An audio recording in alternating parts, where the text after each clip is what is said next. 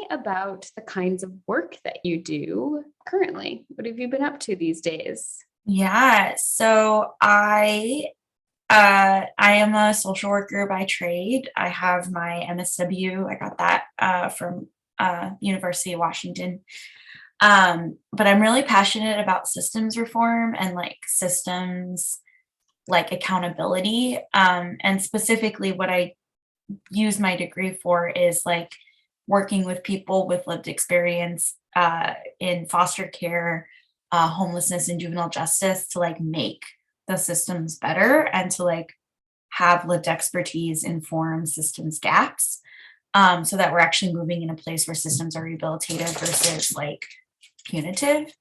Mhm. Um, and so that's what I'm currently doing. And I just want to be really clear on this stream that all the opinions that I discussed today are my own and not that of any of the places that I've worked or any of my employers, or places that I volunteer for. So just have to put that little pin in that disclaimer. But I actually thought when I was younger, like I would be a direct service provider, and I did do that for like many years.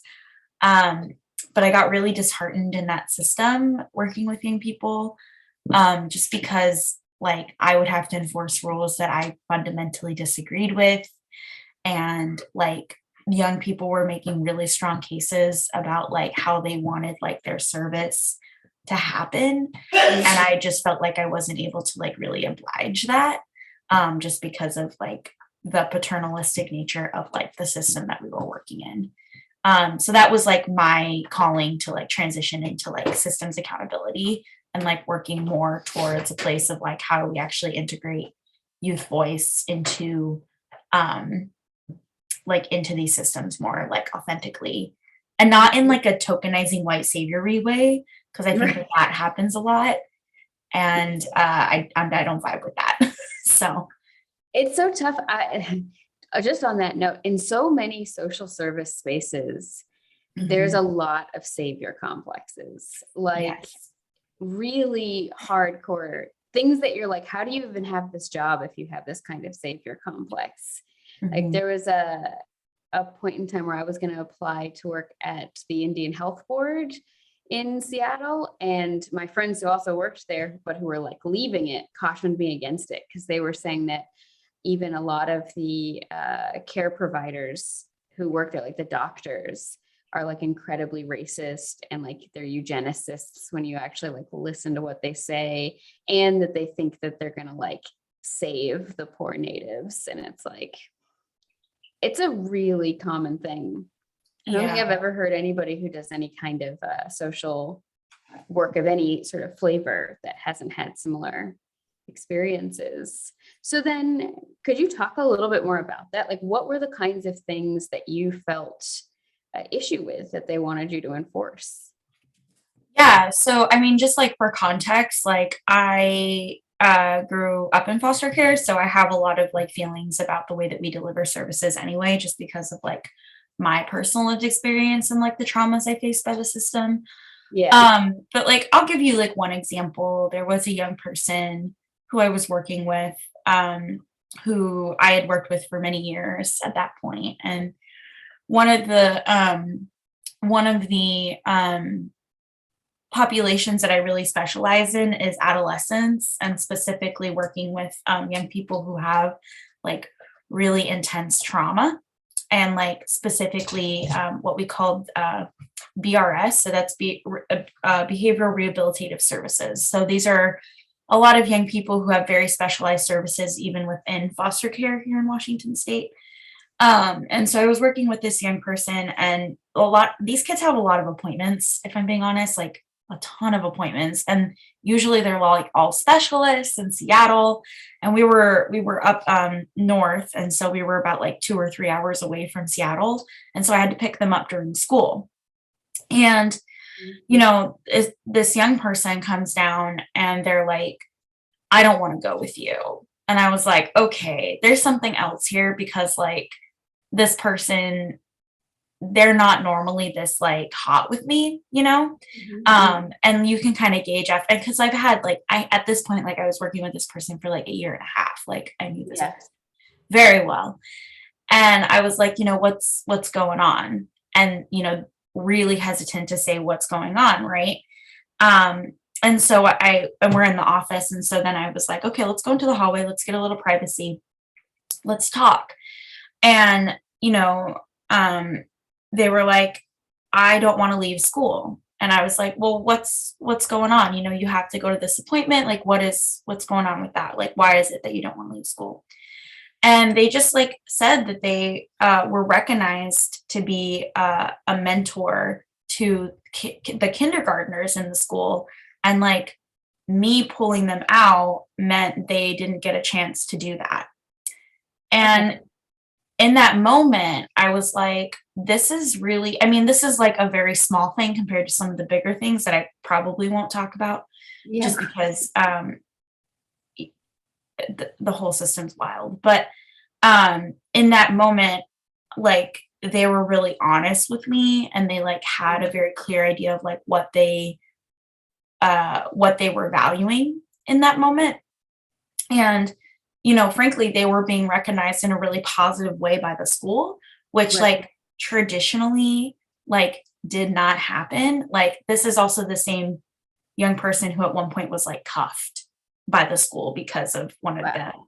yeah. So like in that way, I was like, okay, I'm gonna honor your request. One, I'm gonna honor the fact that you were able to tell me what you needed, right? Because that's like a big barrier with a lot of these young people. They don't like verbally communicate their needs. Oftentimes their needs come in the form of like behaviors.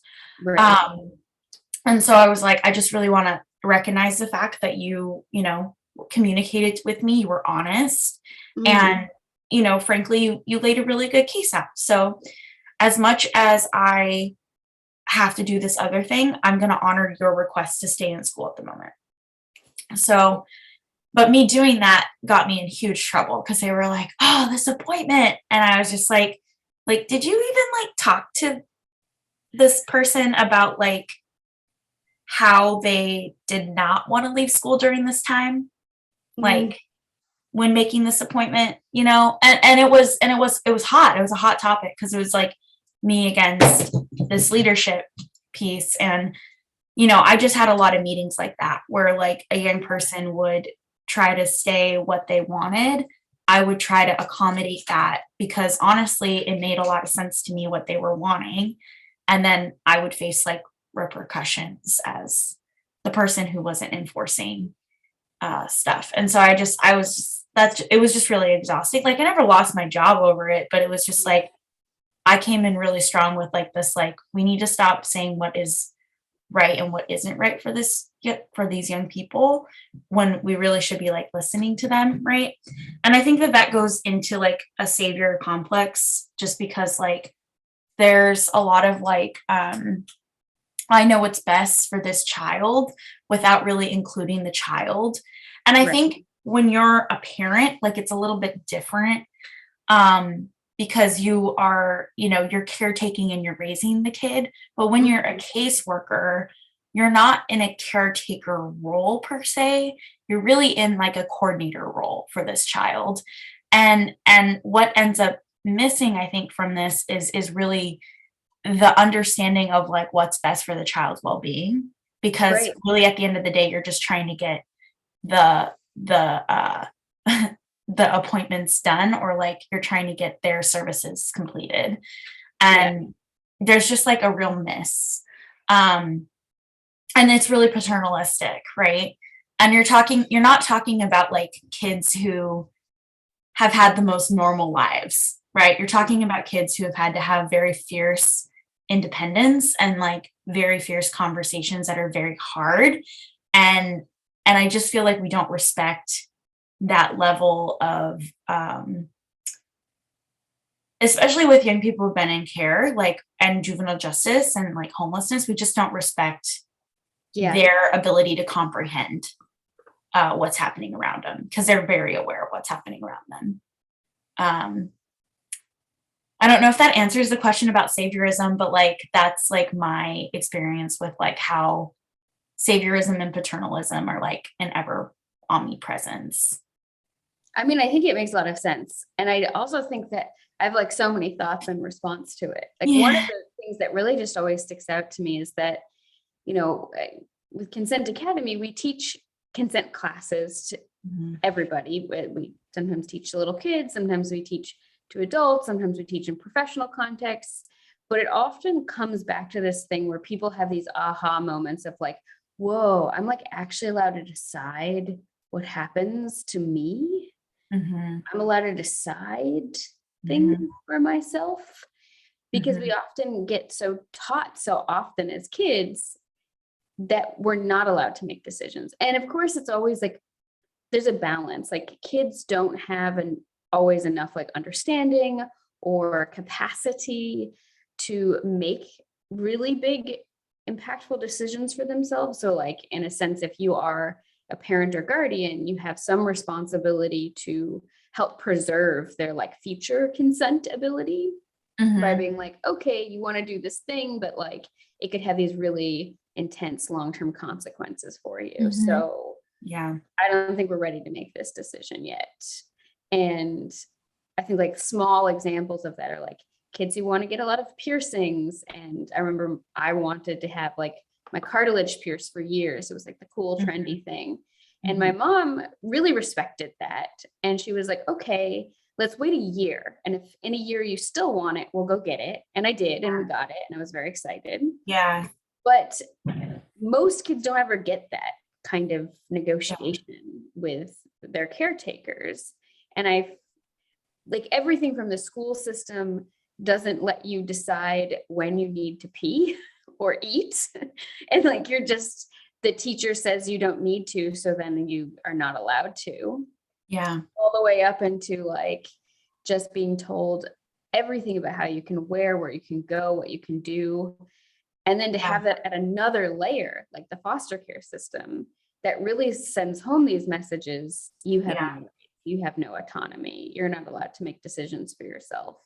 Mhm. And so it absolutely makes sense that kids would then express their needs through behaviors that some might even call like acting out and stuff, but it's actually communicating Mhm. something. So that's the way that they get attention. Like I think for a lot of them, they're actually very skilled communicators, Mhm. and they're very clear about like what they want. But the reality is that they're ignored. And so to get the attention that they want, there's sometimes that extreme behavior that's associated with it. And I just don't want to dilute all the behaviors that we've seen into like attention seeking behavior, because I don't actually think that attention seeking behavior is necessarily a maladaptive thing. I think it's actually No. quite adaptive to the environment that they're under, like the stressful trauma that they're under, right? Like Mhm. I'm one of those big believers of like, I don't think any one child is broken. I don't think any one child is hopeless. I think that, children who come from trauma are actually quite adaptive and Mhm. actually quite resilient and they're actually very much responsive to the environments that they are in. And we need to give them a little bit more credit when we put them in a rehabilitative space, right? Right. Um, and so, you know, there would be a lot of like that conversation, but then also like if you're taking it even a step further with like foster care in particular, you don't have the choice about where you're going to live. Like you Right. don't have the choice about like if we're talking about like Maslow's hierarchy of needs, and I know some people have feelings about Maslow. I take and I leave Maslow. Like that's kind of my thing with Maslow. But like even like some of the basic like fundamentals of like what people need to survive under Maslow's like theory, like you don't have those choices in foster care. Like you're just kind of give what you're taking. Right. Um or you just kind of take what you're given. Sorry. Right. Use my wording. Um so and it's hard, it's frustrating, it's really unfair. And depending on the environment you're in, it can be and it really is hit or miss. Like it really depends on like the foster care placement you have, and um or it really depends on like the group home that you're in, right? Right. So it can be a lot. um yeah, it can be a lot. And I just really think that, I mean, I'm not saying I have like the magic bullet solution, but I really do think that if we actually interrogated paternalism and like young people's autonomy, we'd actually have like some better results. Yeah. Because we don't really bring young people in on their casework. Like, I mean, when I was in care, like there were a lot of decisions that were made for me without my knowledge. And I have to live with that. That social worker who I had, they get to go about their lives. I have to live with the consequences of those decisions now, even as an adult who's almost 30. So Yeah. I just think that adds a little bit more perspective when we think about whose life it is. That brings up so many issues of just like people who are in different positions of power or leadership. Why are they there? Why do they want to be there? And like, what is their sort of ethos of their leadership? Because I think that, a lot of people get into those positions, not necessarily recognizing that they've even been given tremendous power and that they are then also a leader, like in some ways of this child's like long-term outcomes, and they have this duty of care. But there's also like, how do I want to say this? There's like 10 million thoughts I have related to this. Yeah. So one of them is like, what is the ethos of the leadership? Are you in leadership or in a place of power? And do you see yourself as a servant who then being in this place actually have greater ethical responsibilities, and you have to be a lot more accountable, and, you have to treat this as something like an honor. That's definitely like sort of the cultural background I came from, of like, when you're in a position of power, it does not mean that you like get more things. Actually, you're expected to give more, and it's an honor to be in that position, and you kind of have to live up to it. Yeah. But then I think that there's also just sort of, because the world that we live in is so non-consensual, and because a lot of us are so used to just having our autonomy taken away, one, we don't necessarily think about how we do that to other people. Yeah. But two, I think that it's kind of like when people are so used to having no power or control in their life, when they suddenly get some, they can become like petty tyrants, or they just become like, how do I want to say this? It's kind of like with ADHD and like revenge bedtime procrastination, where like we're so used to not having control over our days and being overstimulated and like struggling. So then we tend to procrastinate going to bed because it's one of the few places we actually have control in our lives, even though in the end it ends up hurting us. Yeah. I feel like it's like a similar kind of mechanism where like, what do you think about that? I mean, I appreciate that. And I also think it's a little bit more nuanced, at least in like the topic that I'm talking about. Like, I definitely think like I've run into people who are power tripping, and I'm just like, why? You're just creating a lot more struggle for yourself. But I think, I just also want to say that I run into really amazing leaders who really do have like a lot of compassion and really do just like demonstrate a lot of humility in their roles as well. And for me personally, like I really look at myself as I really operate under the frame of servant leadership, because I am extraordinarily privileged, even from the place of where I came from, to be as a working professional in a space where I can bring young people in. And really, I see my job as like, I have a platform. How can I bring young people in, make them feel good about being in that space, and then let them say what they need to say, and then, shield them from things like homophobia, racism, transphobia, and like really like work with them to help kind of mediate other people's responses to them, right? Because I feel like there's a whole other issue of like how people who come from marginalized and oppressed identities often have to sanitize themselves to be more palatable to people. And so for me, it's a lot of like code switching that needs to happen for people to understand, because young people, I don't think, should ever have to diminish themselves. But also, like when they say something, there's a little bit of translation that needs to happen. So I really see myself as like that kind of facilitator of conversation based off of what young people say. So all of that to say, to go back to your leadership question, is I think it's like really complex. But I will say, like historically, if we're talking about like larger systems in general, like state systems are are run off of like liability, right? Like it's the Exactly. reality is that there's a long history of like, especially in foster care, of people getting sued.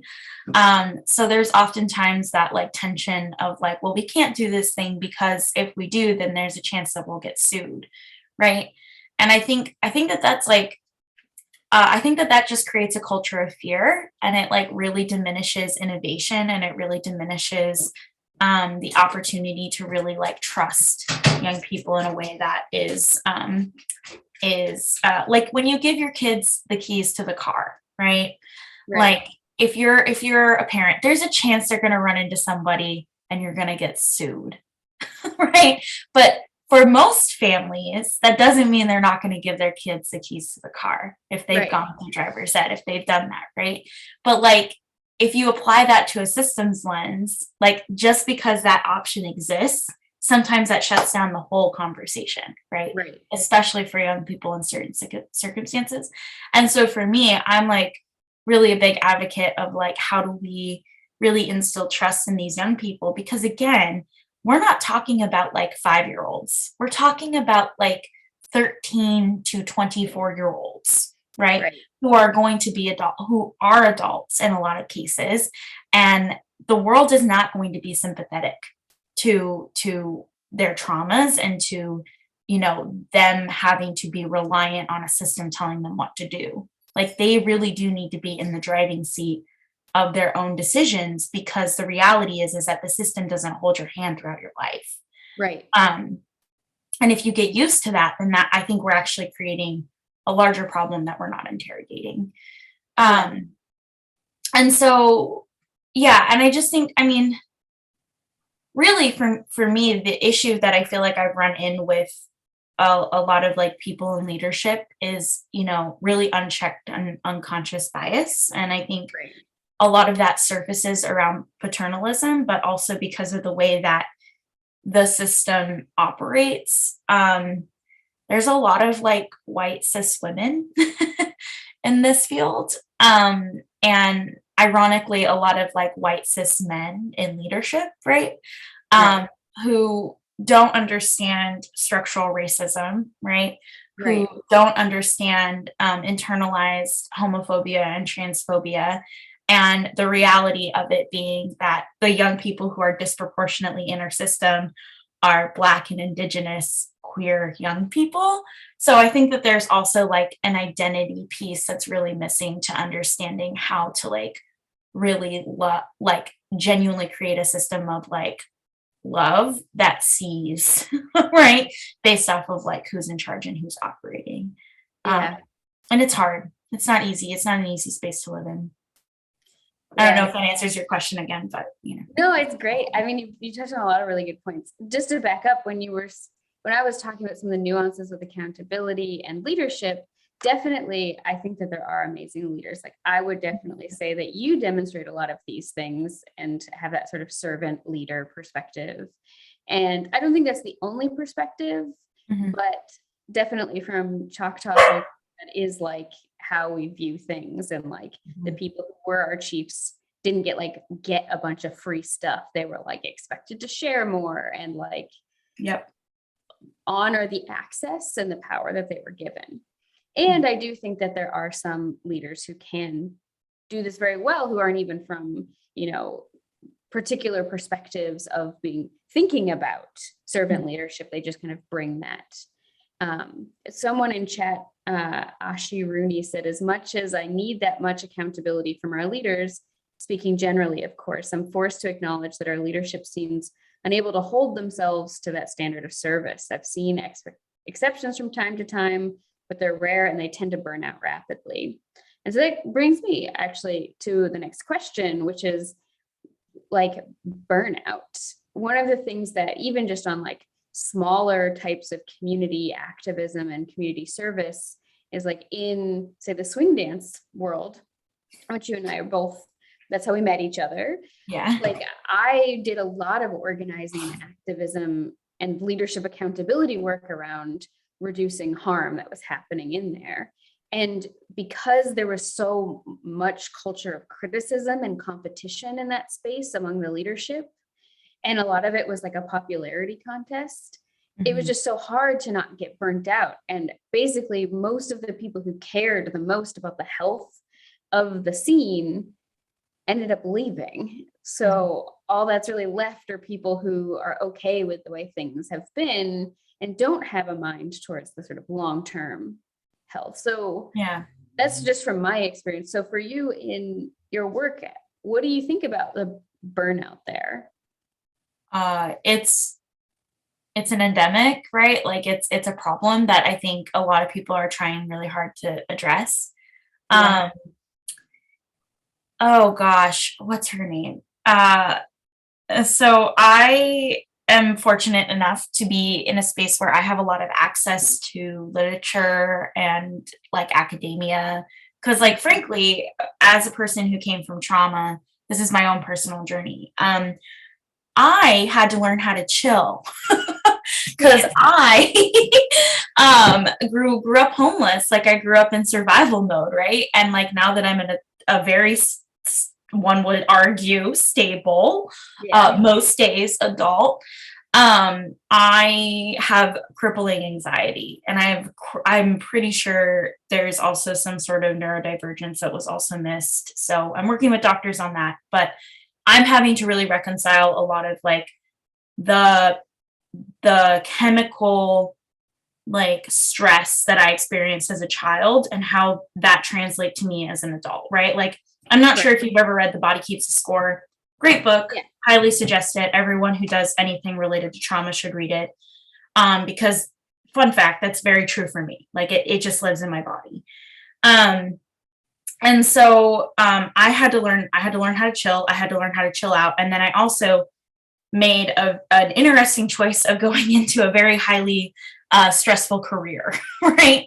And so for me, I think the first step for me is to really check my self-awareness. I think, oh gosh, Lauren Van Der Lipsky, I'm butchering her name. She's like a secondary trauma, like, like researcher, and she's really well known because she used to be at the University of Washington, which is where I went to school, right? And so and she has this really great TED talk about like when you experience secondary trauma, like how you respond to it.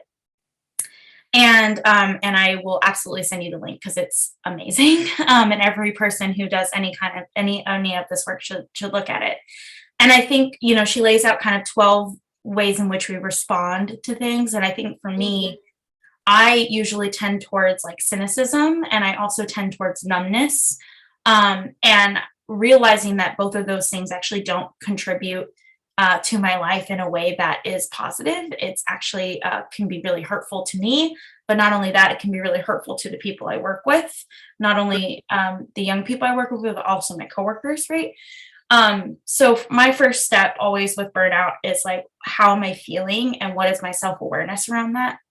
Yeah. And then my second step is like, how is that living in my body? Like, do I need to drink more water? Like, do I need to go on a walk? Yeah. Do I need a mental health day? Like, and I will say, like, I'm privileged enough to have that. And I just want to say that for a lot of people who are operating under like toxic capitalism and having to work like 60 hours a week to make ends meet, those kinds of privileges don't exist, right?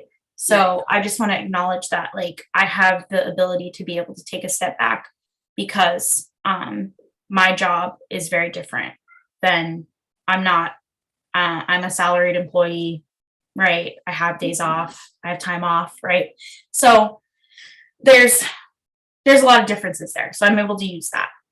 Yeah. And then ironically, now we're talking about swing dancing, is I really turned to swing dancing to work out physically kind of what I was feeling in my body, right?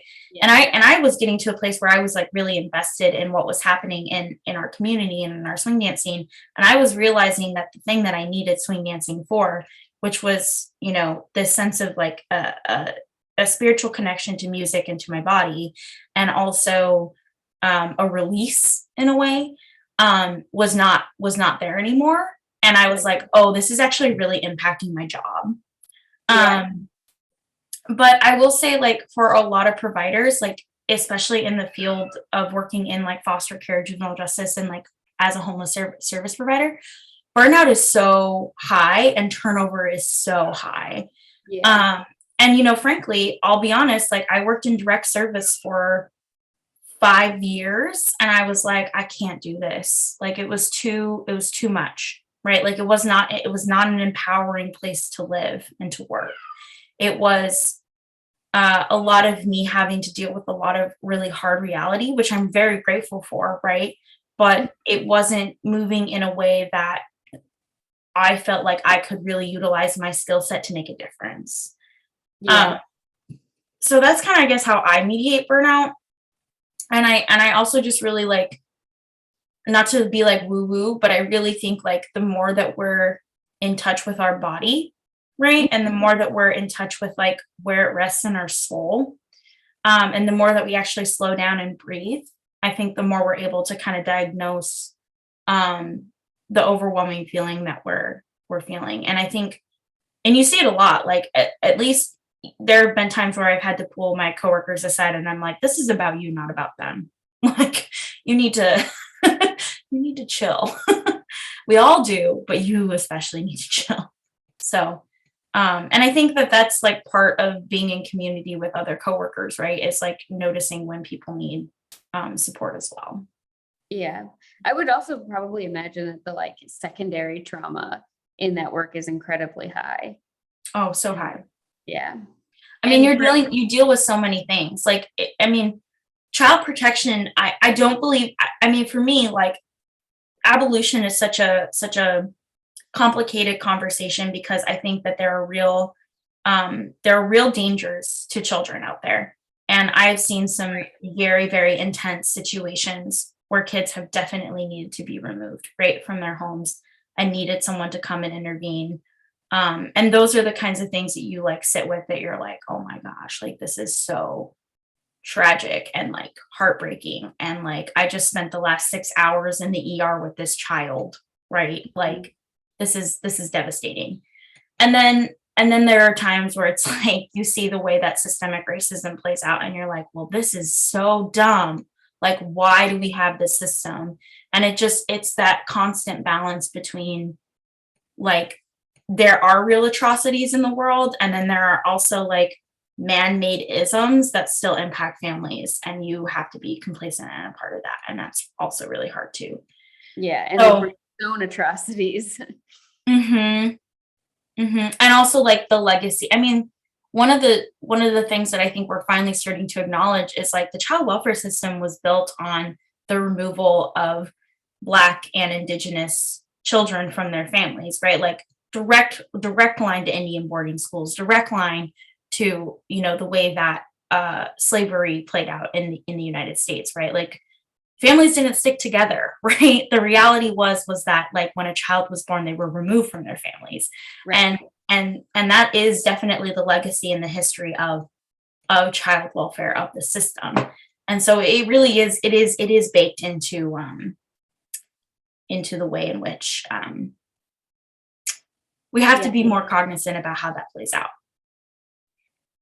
Yeah, I mean, that I also think ends up coming up in a lot of the sort of thought processes around like international and interracial adoptions, which Mhm. is not to say that like, I mean, I think adoption can be a really wonderful thing. And I think that, you know, every kid deserves a loving home that's safe. And like, this is not to say that all international or interracial adoptions are bad. And I would say that people, before they do it, really need to investigate if underlying their desire to help a child in need, there isn't some sort of fantasy, especially Mhm. related to race or Mhm. nation of origin, that they're Mhm. kind of playing out. And Yeah. like, Yeah. you know, whether we're talking about people like, you know, Rachel Dolezal, who's like, I want to surround myself with Black children to affirm my belief in my identity, or people who are like, we're going to save the little children and bring them up as white and Western as possible. You Mhm. know, that was a very like old school colonialist thinking. Mhm. Um, I think that in all those cases, there's this like element of fantasy that we play out through children as well, that Mhm. really also takes away a lot of their, I don't know, just personhood and makes them into a tool for something else. That's like a little Cough, bit of, all the therapy sessions that you have to go through as an adult, cough. Like, yes. Yes. And yeah, yeah, I also wanted to say I really relate to the needing to learn how to chill as someone who yeah. had a childhood trauma as well, and also adult trauma. And I mean, one of my tendencies is towards like comedy and like diffusing. Part of that's because like I'm coming from both the Irish culture and Native American culture, and both that's kind of how you handle it. Is like you make it into a good joke. And like my go-to when I tell people about things that have happened, they're like, oh, holy shit, like, how are you okay? And I'm like, it makes a good story in the end. And which is At nice. least my life wasn't boring. And I watch sometimes people's faces and they're just like, damn, hope you're Yeah, getting therapy. And I'm like, well, thankfully I have. yeah, Thankfully, shout out to Harborview Medical Center and their very accessible care.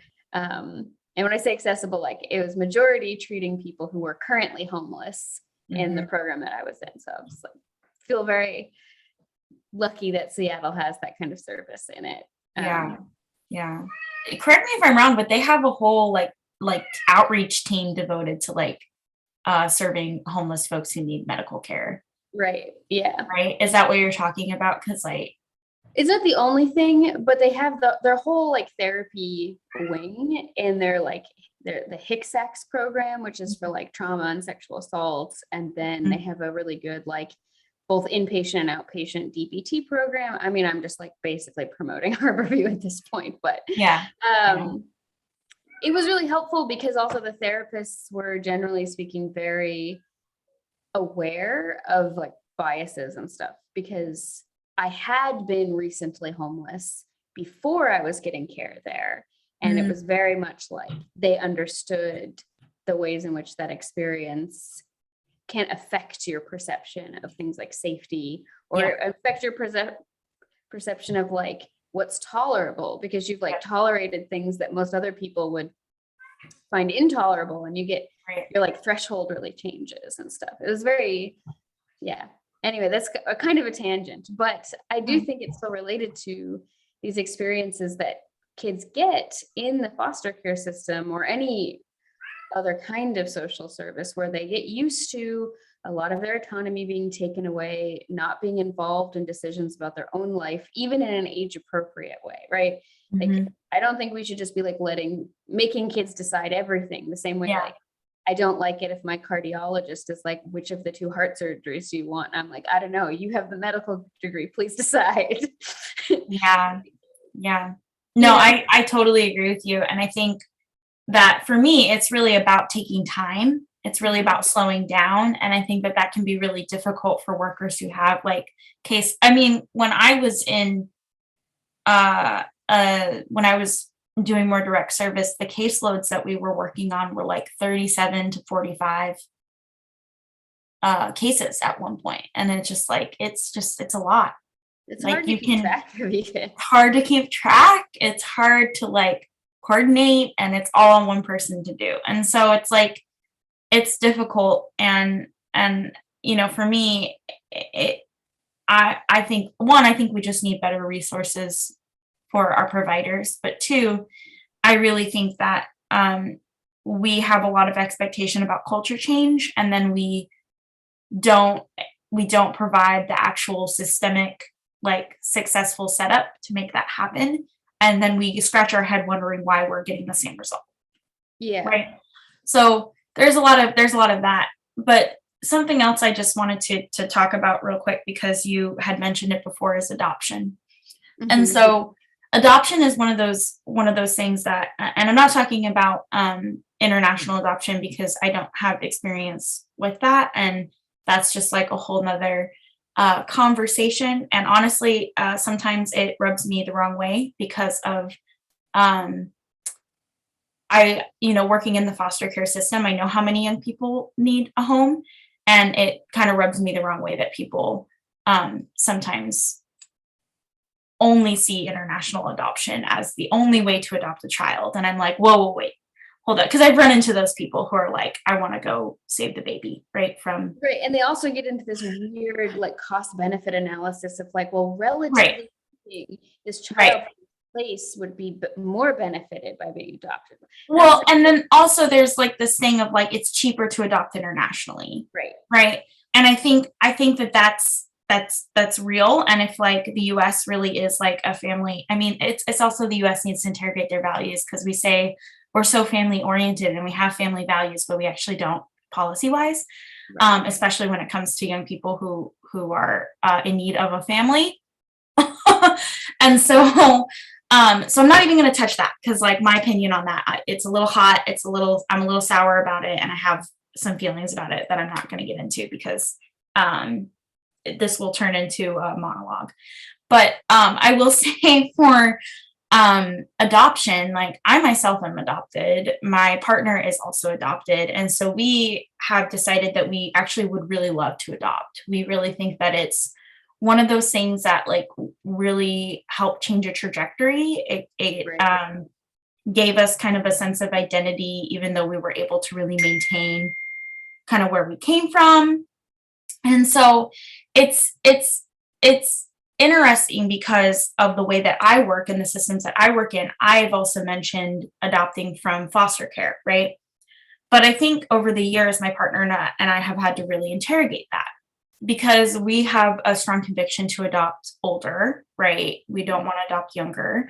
We want to adopt an older young person. But also, like when I was adopted, I was 13. Like I knew who my family was. Like I knew who my mom was, right? Like my bio mom at that point had died, but she was still my mom, right? And then suddenly I had this new person who I called mom, right? She was my aunt, and then I called her mom. And so, and I'm not saying you can't have more than one mom. Like that is a very common, I think, experience for people who have had trauma. But like it it was confusing for me as a child, because it felt like I was erasing a part of me that I really loved. And it felt particularly bad because a lot of people did not like my bio mom, right? So it felt like I had to not like my bio mom. Mhm. So I guess like where we've kind of landed is we have decided to really be person first. And so we decided that like if there is a young person who needs a home, we will let them decide how they want to show up in that home. If they just want to live there, that's fine. They're still a part of our family. They can call us what they want, and we will still consider them our child, right? That's not an issue to us, right? Right. We've also said too, like if a young person really wants to be adopted, we're happy to go down that road, right? If a young person needs to be like wants to do their own thing, but just needs a stopping ground around the place, like we're happy to provide that. And I think the reality with like who we're talking about in the system means that we're going to end up adopting interracially, right? And so we've had to like also really sit with that as like two white people who've really benefited from these systems. And then noting that we're going to have to kind of, in a lot of ways, not be white saviors to this young person, Right. but also like really have to sit with them with the injustices of the systems that they're going to have to experience, right? Right. um and that's hard. I mean like I mean we're in therapy because like frankly we want to be parents, and that's really exciting, but also we are like, wow, our life was full of trauma, so how do we do this? And we have to sit with a lot of those kinds of conversations in that space. And I think the best thing you can do for yourself is give yourself as much tools as possible to really navigate that, because I don't think white people are not capable of providing a loving space to children of color. I think it's just a manner of like really interrogating the ways in which your bias and the ways in which your socialization and harm and privilege can actually harm the child that then you have in your home. Right. So it's been interesting, because it's funny that you mentioned adoption, because that's been just like super heavy on my mind too. Yeah. I mean, and I think that it's a unique sort of force within our society in terms of like, I think, especially in coming from a wealthier nation, that also really hates its poor people and does not think of adopting those kids from the country that they live in. I mean, it's this very like complex sort of thing. And I think it also helps some of the problems and some of the good parts with adoption also kind of bring forth a lot of these core concepts we're talking about, which is like, what do we owe to the children that we have in our care? How do we actually protect their future autonomy through things like minimizing how many adverse childhood experiences they have and like giving them tools in a timely manner to also deal with those experiences and like healing in multiple different ways, such as through dance. Like I definitely also got into dance as a healing practice, also partially because my partner was really good at wooing me through dance, but the courtship. but also it is a healing thing. Yeah. And but then also there's the other ideas of like, when no matter what relationship we have to the children that we have power over, we have to ask ourselves these other questions, which is like, what are our motivations here? What's our regard towards the child we're interacting with? Like, do we see them as like a full person who we need to respect and honor with our actions? Or do we just see them as like a means to an end, or as like a puzzle that we need to figure out, or whatever kind of thing we could be doing? And then also just like needing to think about sort of what impact do we have on this person's experience then, but also their future through the answers that we have to all these other questions. And so I think that there can be really great foster care and really great adoptions of all sorts. And I think that there are lots of risks as well. Yeah, absolutely. And I think it can be really complicated and nuanced, because I think it can be a really good situation, but then also like, I mean, I've definitely seen it where young people have been left with like residual feelings of ickiness. Yeah. Right. And it's just really complicated because it's like a matter of like, how do we actually hold space to talk about the nuance of it? Because I don't think you need to necessarily have all the answers, but I do think you need to go in thinking about it. Like if you're not thinking about it, that worries me a lot. Especially as someone who works with like a lot of foster care stakeholder type people. If you're not thinking about these things, then I'm a little bit like, I don't know if we should be placing kids with you. Yeah. Because if you're not willing to interrogate some of these things, I mean, and I will say like professionally, I handled this more so with like LGBTQ plus young people. I used to do like statewide trainings on like how to be safer and affirming to LGBTQ plus young people in your home. And the people who had always been like, well, I'm just really worried I'm gonna like mess them up. I'm like, the fact that you're even thinking about that is like great. Like I have strong confidence in your self-awareness skills, that you're actually going to be, a very intentional foster care provider, right? And that's amazing to me. It's the people who go silent that I'm a little bit worried about, right? Because they're not allowing themselves to engage in that space. That's really promoted for learning. Yeah. Related to this, just thinking about like a very small, concrete sort of aspect to this, like doing right by the kids. I think in both terms of things like foster care and also adoption, especially international or interracial adoptions, which is like, am I aware of the needs this child is going to have that would be different from the needs that I had?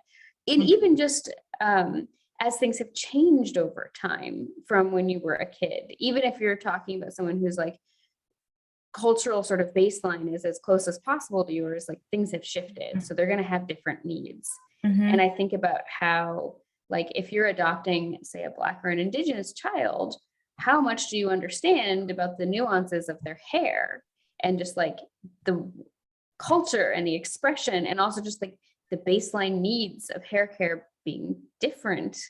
And then similarly, I also think about things like clothing, which is like, are you going to allow this child to have self-expression through their clothing choices. That can be tough if you don't have a lot of money and you're like just needed to get whatever is at like Goodwill or a secondhand shop, but they're still giving them the choices of like, this is the budget that we have, and you need X number of tops and X number of bottoms, but I'm going to let you decide of that what you want. Yeah. Or we can decide together, and allowing some amount of, when they have so little control over their lives, especially as we've talked about in foster care, like giving them choices, giving them options. Again, not making it so everything is their decision, because there are lots of things that are not age appropriate or would be traumatizing to make them decide. Like when they ask kids, in a sort of unhealthy way, which parent do you want to live with during a divorce, versus like it being a conversation where the sort of things are figured out over time and people get a picture of what would be healthiest and also what the child wants without putting the pressure, right? But then just giving them choices. And then I don't want to not talk about the last thing you just mentioned, which is like specific challenges for LGBTQ plus children in the foster care system. There's already challenges if you are LGBTQ and your parents are not, and you're navigating that sort of landscape. But when you have this whole other layer added to it, what would you say are some of the unique challenges there? Well, I just want to be really clear before we even get into that there are definitely Black and Indigenous young people who live at that queer intersectionality too. So like, in addition to everything I'm about to say, they're also dealing with like, racism, right, as well. And so it really does come at them.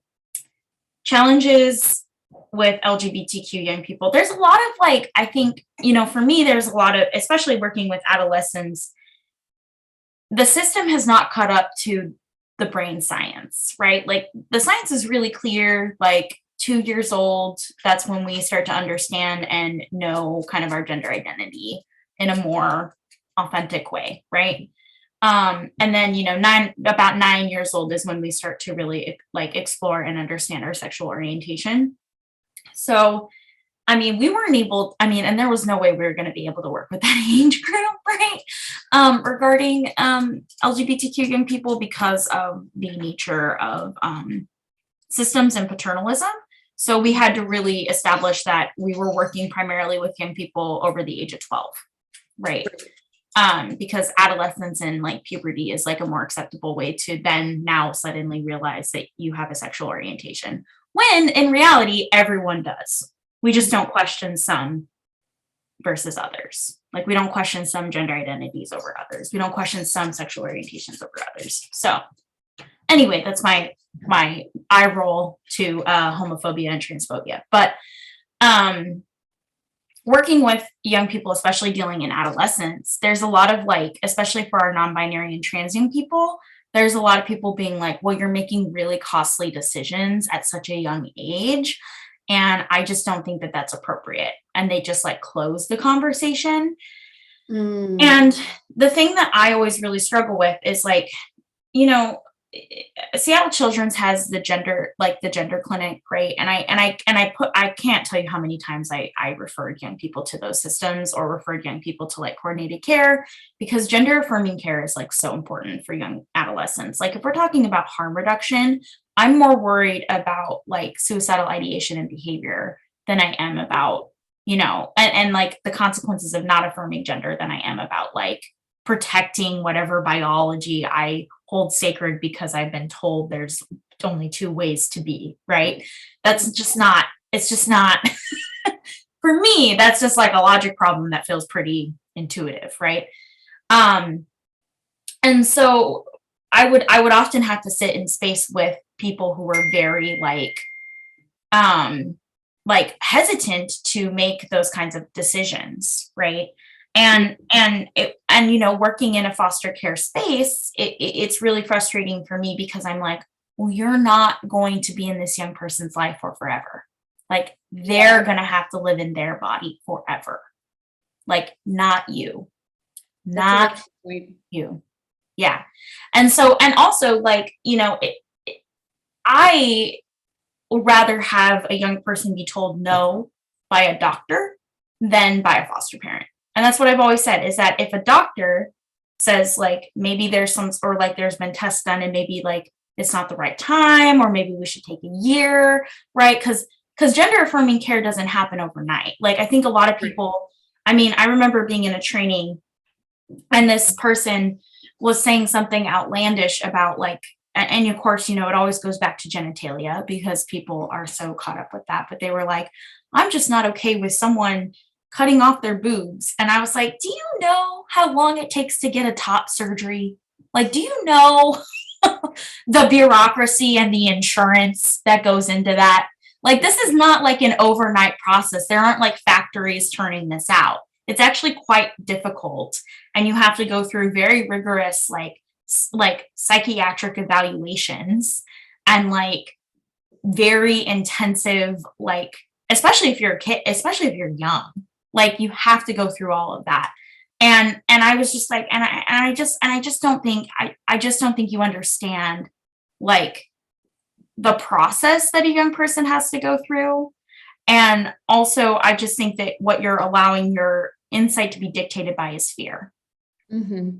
So that's always the thing that I go to is like, you know, what is really driving your decision making on this?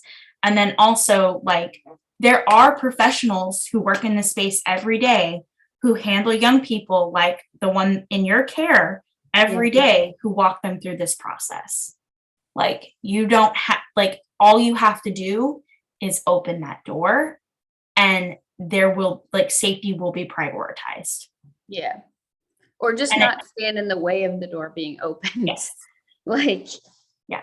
And thankfully, like it is the law here in Washington state that if you are a foster care provider, you do have to like allow access to gender affirming care. And that does mean like hormone therapy, that does mean gender affirming surgeries, that does mean all of those things. right. So, and the law is like super clear on that. So, I mean, yeah, I'm really glad to hear that. That sounds essential. And like, I'm sad also that I'm surprised to hear that we have such a good law. Yeah, our legal system is actually really on it. Like, there are a lot of things that we don't lobby on because we are worried about the rights of LGBTQ young people making decisions for themselves. Yeah. So, yeah. Yeah. Well, we're almost out of time. This has gone so fast because I think there's a lot of really interesting things to talk about here. I really want to just thank you for being here today, being so, open to talking about these things and sharing your knowledge with all of us so much. You had an org that you wanted to give a shout out to, yeah? Yeah, so I am a board member with the Mockingbird Society, and they are a youth voice, and their specific mission is to end homelessness and reform foster care, the Mockingbird Society. And they really emphasize youth voice in policy and decision making. So all of the policies that they lobby for are specifically generated and cultivated by young people who participate in their programming. So really great organization, and they're really kind of on the forefront of like systems improvement and reform. And I cannot emphasize donating your dollars enough to this amazing organization because they've done some really revolutionary work and really have gotten a lot of incredible stuff off the ground regarding like a lot of the topics that we've talked about today. Yeah. So I put the link to the Mockingbird Society in the chat, and I think that it's really important, to have youth voices, even people who are too young to do things like vote, also still be considered when we're making policy decisions, not just be like a merit badge or afterthought, or like, oh, look at this, we're getting of the future, the future. Like, no, not that. Like, these things are going to impact them, and especially things that are like actually relevant to their immediate lives. We need to hear what it is they have to say about their own experiences of things like safety in schools or gender affirming care, or like what they want in terms of their rights and the Mhm. environment that they live in and their, yeah. And the thing that doesn't feel radical, but like is so radical to them is that they're asking for very basic things. Right. Like, Yeah. please, like one policy that I think about is like mandating that foster parents get LGBTQ plus curriculum training, or like when they go through that. And that feels so basic, right? For the system where the data shows, who's in the system, it's majority like queer kids of color, right? That feels so basic. But the reality is that for them, they're like, it's not. You'd be surprised. Yeah. Yeah. Yeah. All right. Well, thank you so much for joining me today. Thank you for everybody who joined us on Twitch or who's watching this on the video on demand later.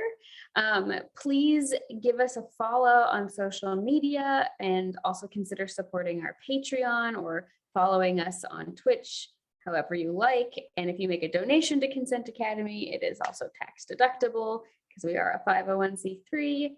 And I also encourage you to check out Mockingbird Society and consider supporting them as well. And I hope all of you have a wonderful rest of your day. Bye. Bye.